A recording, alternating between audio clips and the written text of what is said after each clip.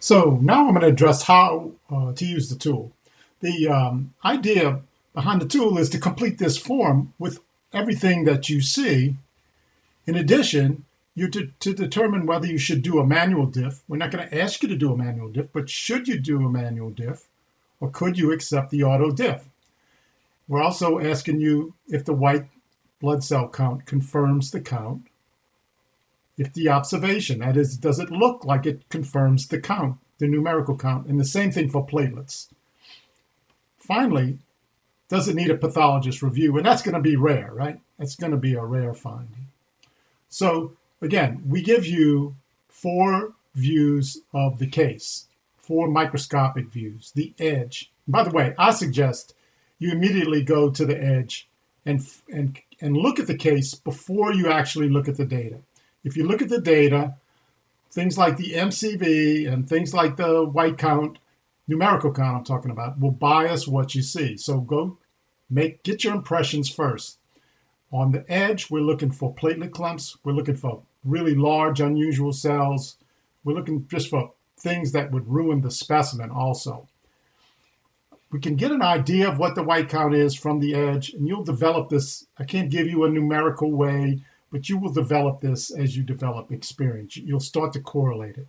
Next, we get a low power view. And here we can use some kind of a numerical assessment of what we think the white count should be. For this trainer, for this view, we found that each white cell per low power field represents about 2,000, okay? It's not a hard and fast rule, but you want to see if you're in the ballpark. If you're off by an order of magnitude, if you're off by, say, double or half, then there's a problem. And that's when you should say the observation does not confirm the count. And in which case you'd want a new specimen, right? Or you would need at least a new analysis and a new slide. So for instance, in this case, I would count and come up with an average. I've kind of done that before. And I think I came up with about an average of 10 white blood cells. So I'm thinking a 20,000 white count. This is an elevated white count. So we're also looking for the distribution of white cells here. If we get really abnormal distribution, we want to remake the slide. At 50x, this is typically where most texts do differentials. You can discern the WBC morphology, and it certainly is an efficient way to get through the slide because you get to see twice as many cells per field. But in this case, you can obviously see there's some bizarre poikilocytes. And those are sickle cells. I can tell you that right now. But I usually don't grade. The morphology until I'm on 100. But some people do it on 50, and that's fine. They'll get used to doing it on 50, and they know how to do it, and that's fine with me. Now we also get then and again for me, I'm seeing sickle cells. I'm seeing a lot of abnormal. So here I'm going to say. I'm going to do a manual diff. I know I'm going to do that. So I'm going to go ahead and start to complete the form. I go to 100x to do my morphology assessment. And we've suggested a grading scale. You have to use the scale that your institution adopts. But the one we use, it's a good scale, I think, and it's reasonable. So you can use ours, but just be aware that the data that you're going to be compared with uses the scale that we provide. And I'll discuss that in just a few minutes. So in this case, I'm seeing some sickle forms, but not a whole lot. There would be, I think, 1+ by our criteria. Now I'm gonna go ahead and put 2+ here, just so I can show you the behavior of the tool.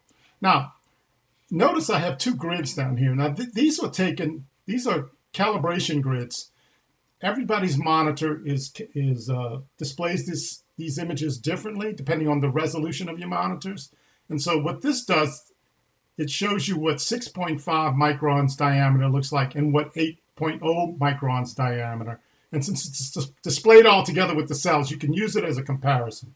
Now, the rationale behind this is that we did a study in the 90s, and we found that microcytes come out at or below 6.5 microns diameter, and macrocytes come out at or above 8.0. And so you can kind of tell microsites from macrosites, and our study showed that this tool helped beginner technologists, determine microsites from macrosites. And you can actually buy a little reticle for your, it's called the Dargy reticle. If you go online, it's available for a few dollars, and it fits into the eyepiece of your microscope. I don't have any interest, commercial interest in that tool, but it was useful for us. Now, if you think you see inclusions here, that feature of focusing becomes very useful. And again, I'm clicking on the big image, and I have to wait for my stack to load. And it can take 15 or 20 seconds to load. And you can see that's what's happening now. So here's the cells I'm interested in, and again, I can step through the focus and see if that's in the cell. You see, so that is something that's in the cell, and I'm pretty sure those are Pappenheimer bodies. I think the experts would agree. So I'm seeing a few of those. I'm gonna go ahead and grade that. So what else do I see here? Well, I saw macrocytes, cells that are bigger than the 8.0. I think that's one. That's one. We have to determine if there are significant numbers. There's plenty of numbers in here. And there's also polychromatophilic cells. So I'm going to go ahead and grade that a 1. And where's my macrocytes? There. That could be a 1. Of course, the big outcome producing finding here is the sickle cells. And let's see. So let's go look at the data now and see if I said that it was about a 20,000 white count maybe. So we go look at the CBC data, and it is 20,000. Well, maybe I cheated. But the observation does confirm the count. I need to fill that in. And how about the platelets? They're 290. Go back. Now we found 40 to 50,000 per field. So this one shows 1, 2, 3. So that's maybe 150. 1, 2, 3. That's another 150. Here's 1, 2, 3, 4, 5. 250. And then there's a whole bunch in here. So you kind of have to take the average. Don't just do one field. Do a whole bunch of fields. Let's go see what the count is again. 290. It's reasonable. It's in the ballpark. So yes, the platelet observation does confirm the count. I didn't see any clumps.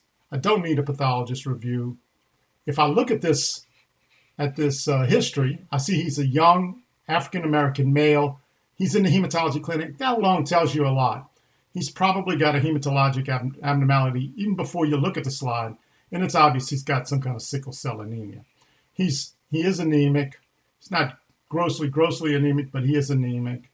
And he's got a big RDW, reflecting all that variation in size of the cells.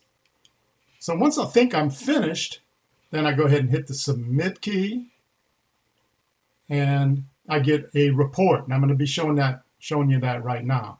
This is the report. It shows me I'm correct. On sickle cells, I said 2+, where the expert said 1+. Remember, I said I was going to exaggerate that. And I got a correct-ish, okay? And then I failed to see the target cells, so I didn't mark that off, and it says I'm incorrect there. So at the end of the day, it gives me the feedback exactly on what I got right and what I got wrong. Then I also get to review the video that the experts have put together, kind of showing you their thought process and how they would have used the tool. So anyway, I hope that this shows you how to use the tool.